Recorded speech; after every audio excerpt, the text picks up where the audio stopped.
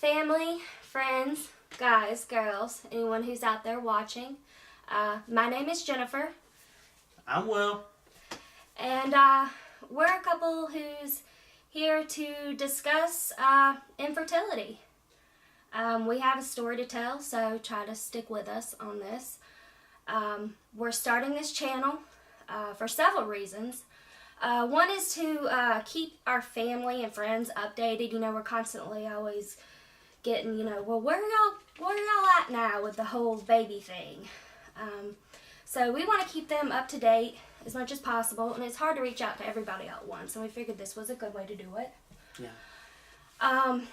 And my biggest second reason, and I guess my husband supports me in this, is that I have a strong and ferocious need to spread the awareness of infertility. Yes. Because I've struggled with it. I certainly didn't expect this, in my younger years.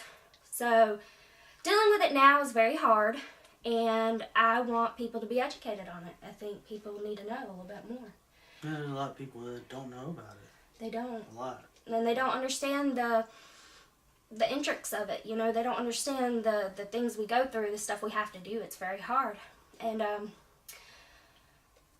third reason is basically to document.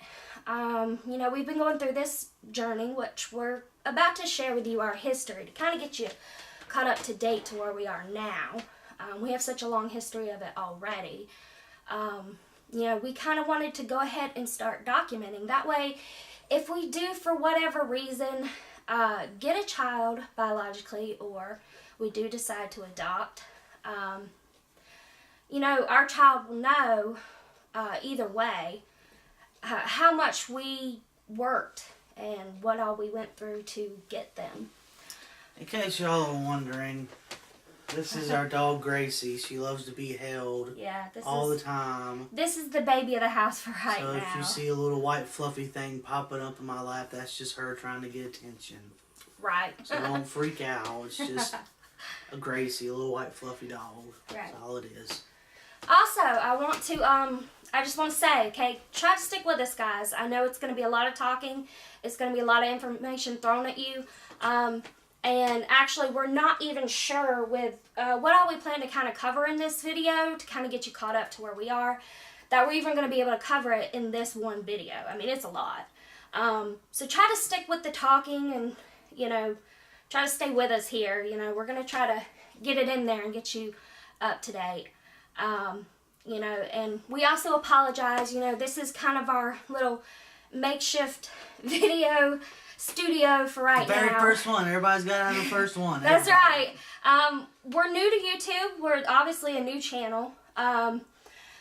We don't really know where we intend to go with this. Hopefully it's just going to be spreading positivity about everything. And we're working really hard at the whole, more so me, because I'm kind of the homemaker, of learning how to do all the video editing and to hopefully bring you more better quality, entertaining videos in the future. But this is all we could do and manage for right now, so we apologize for that. But we just want to go ahead and jump right into it and see what becomes of it. If there's anything that you would ever like us to cover, you certainly can let us know what that is by messaging or commenting or letting us know what information you would like to know about us.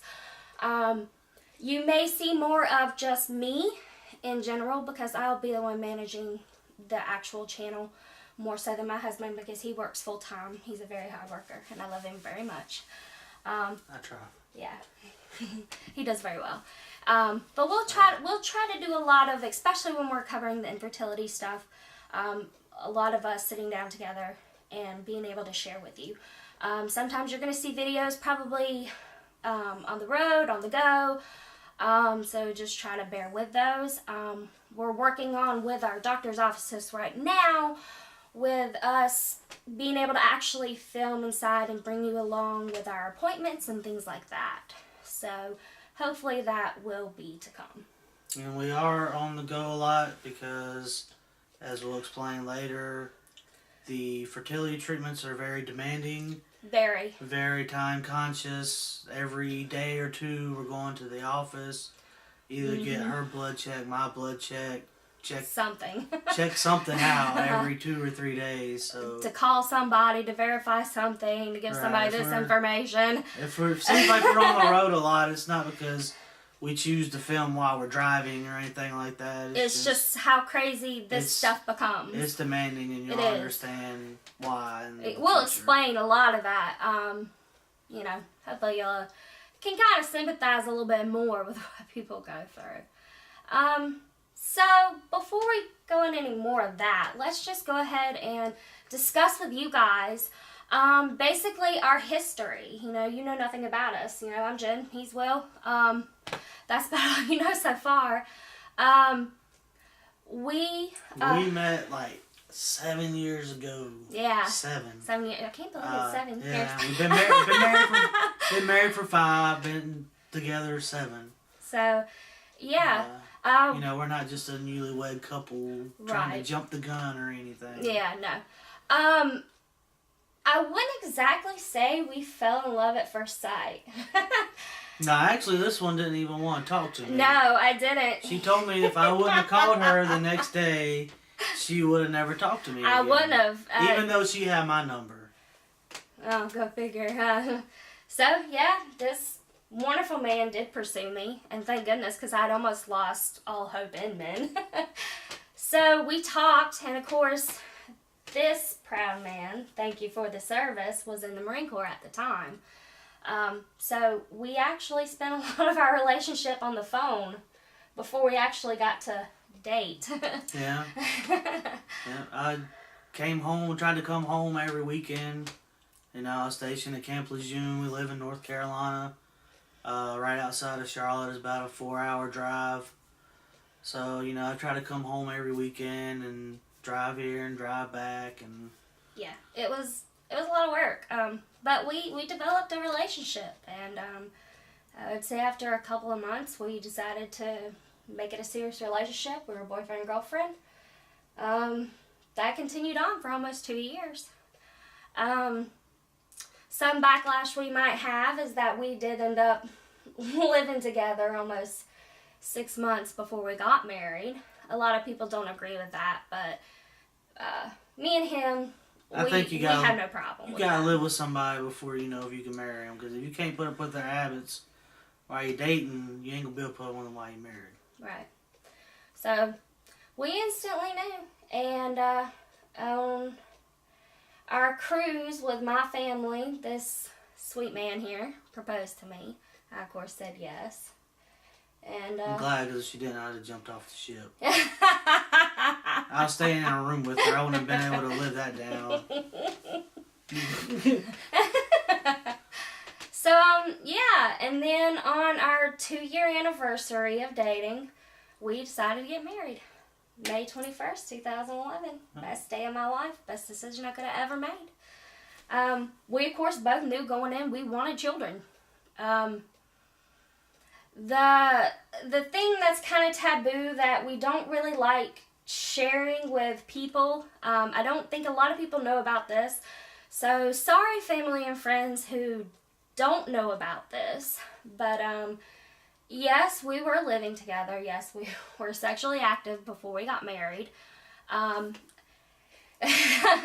We were already scheduled to get married in May, and 2 months before the wedding, I popped up pregnant. So, lesson for girls out there, just so you know, when you're on birth control and then you take antibiotics, I'm sure most girls know this, it cancels out your birth control. And I learned that lesson personally. So we had a positive pregnancy test. At the time I was in college, so we didn't really have the insurance to cover for me to go to the doctor. So we were going to wait and get married and let me get on his insurance at work before we saw the doctor about this. We debated seriously about actually getting married at the courthouse before the actual wedding itself. But unfortunately, a few weeks after we had a positive pregnancy test, I had some severe bleeding. it came as no surprise to us that, of course, my mom's had miscarriages. So she was able to coach me through that, to dealing with the fact of knowing that it was a miscarriage and that it was an early miscarriage. So it was nothing too much to be concerned about as long as the bleeding didn't get too bad. And it didn't. I think that was our first eye-opener in the loss. Mm-hmm. It was hard. I'm not going to lie. Not that having more after that makes it any easier. It doesn't. It gets harder with each one. But that kind of loss was really hard for me to deal with. But nonetheless, we cried it out. We swallowed the pain and decided to continue on. We were going to get married. And just hopefully that, that was just a one-time thing. So we got married, and because we were married and we were both wanting children and we didn't care at what time they came, and we were very secure in our relationship and so sure about wanting to have children, I just decided to not go back on birth control. And we just decided for the first year of our marriage that we were just going to let it be. If it happened, it happened. If it didn't, we weren't going to worry about it. We weren't trying. We weren't tracking anything. We weren't doing any type of ovulation tracking or anything like that. So, a whole year went by. And we popped up pregnant again. I can't remember how long we had been married when that second pregnancy came around. I can't remember. It was maybe wasn't a full year yet. No, it wasn't a full year. And we popped up pregnant again. And of course, we were a little bit worried, but we weren't gonna be too worried about it because we were thinking, okay, a lot of the times women have miscarriages with their first pregnancy. So maybe the second pregnancy it was going to work out. And we were ecstatic. The whole family was ecstatic. We were thrilled. We went to go see the doctor. I don't know if they ever actually confirmed the pregnancy before we lost it. But it was almost 3 weeks later, and I started to miscarry. And that was really hard. So we got very concerned. We had a year of really no protection at all of any kind. Right. And then, we had a second miscarriage and we were concerned. It took so long to actually get that pregnancy. And this is the second time we've lost one. We were starting to get really concerned that there could be something wrong. So, of course, we did the right thing. We went to go see an OBGYN. My regular physician referred me to not the nicest doctor. Certainly not my choice and doctor. No, definitely not. He didn't get us very far. Basically what we got from a doctor who shall not be named was I had to come in certain days of my cycle. They did blood testing. And then basically they sent me a message on an account line that they have for our healthcare service around here, informing me that I have something that's called PCOS, which is polycystic ovarian syndrome.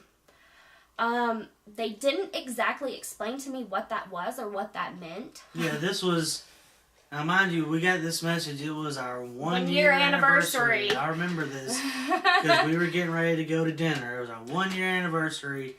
She gets a message that says, after doing your blood work and everything, we just want to inform you that you have PCOS. And that was it. Yeah, that was it. That was it. Oh, Nothing else was said. No, there was extra. It said, we're putting you on two medicines. We're putting you on metformin. We're putting you on a thyroid medicine.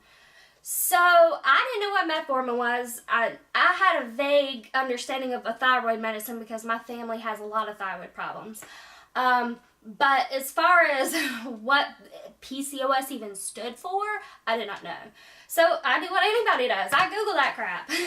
Which made it worse. It made it worse because all I saw was the word cyst, and that makes you think cancer. And I'm sitting here thinking, oh my God, I have cancer.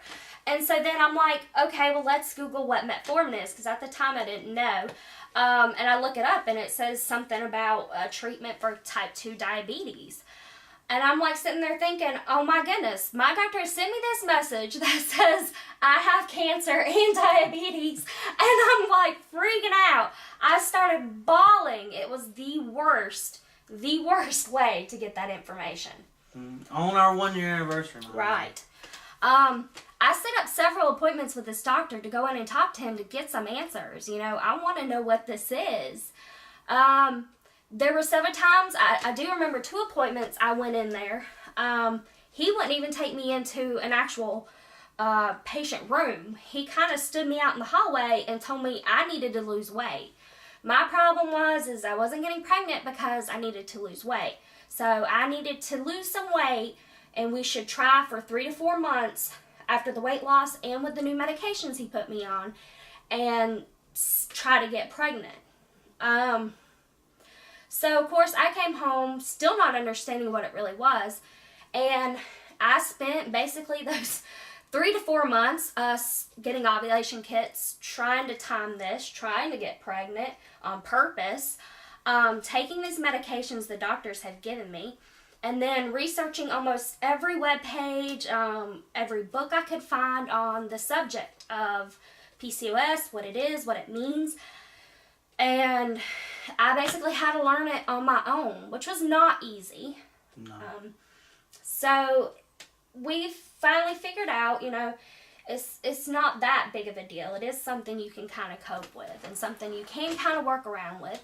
And there's a lot of things. I'll try to do another video. Actually, just remember where we're at, people. She was told she needed to lose weight, got put on medicines, and we tried that for 4 months. Nothing happened. Right. Sent home. This video's running a little long.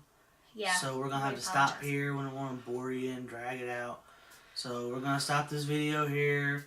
We'll come back with part 2. Part 2. Part dose. Just so you don't get too bored. Right. We don't want to take too much of your day up. So guys, be thanks looking for out. Watching. Yep. So be good, beautiful people.